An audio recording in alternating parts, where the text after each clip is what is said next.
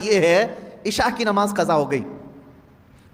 قضا پڑھنے کے لیے آپ کو کرنا کیا ہے؟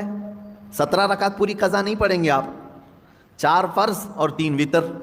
مسئلہ تو یہی ہے نا. کل کی عشاء کی نماز اگر کسی کی چھوٹی، فار ایگزامپل اللہ نہ کرے آج وہ قضا کرنے کے لیے کھڑا ہے، تو کیا کیا نمازیں قضا کرے گا؟ 4 رکعت فرض عشاء کی اور 3 رکعت واجب.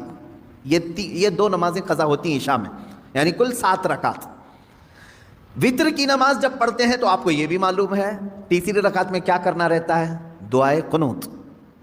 حنفی جتنے بھی ہیں پیروکار ان کو معلوم ہے تیسری رکعت میں جب ہم کھڑے ہوتے ہیں سورہ فاتحہ اور سورہ پڑھنے کے بعد ہاتھ چھوڑ کر پھر دوبارہ تکبیر باندھتے ہیں اور دعائے قنوت پڑھتے ہیں، ہے نا؟ آج بھی عشاء کی نماز پڑھیں آپ تو پڑھے ہوں گے نا دعائے قنوت. 3 واجب الوتر کی جو نماز ہے اس کی آخری رکعت میں دعائے قنوت پڑھا جاتا ہے. لیکن جب قضا نماز پڑھ رہے ہیں آپ، کل کی عشاء کی قضا پڑھنے آئے، 4 رکعت فرض پڑھ لیا، کسی کو نہیں معلوم قضا پڑھ لیا آپ نے سنت کی جگہ، 3 رکعت وتر پڑھ رہے تھے. حکم یہ ہے کہ دعائے قنوت کے لیے ہاتھ نہ اٹھاؤ، ورنہ دیکھنے والا سمجھ جائے گا کہ یہ ابھی کی نہیں کوئی دوسری پڑھ رہا ہے.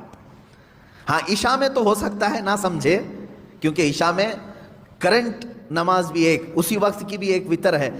ظہر کے وقت اگر کوئی عشاء کی قضا کر رہا تھا تو ظاہر سی بات ہے تیسری رکعت میں جب وہ کھڑا ہو کر کے ہاتھ اٹھائے گا تو جو دیکھے گا وہ سمجھ جائے گا کہ یہ وتر ظہر میں کیوں پڑھ رہا ہے، وتر ظہر میں کیوں پڑھ رہا ہے. تو گویا کہ تم نے سب کو اپنے گناہ کا گواہ بنایا. کل کی تمہاری کچھ چھوٹی تھی وہ آج آ کے پڑھ رہے ہو.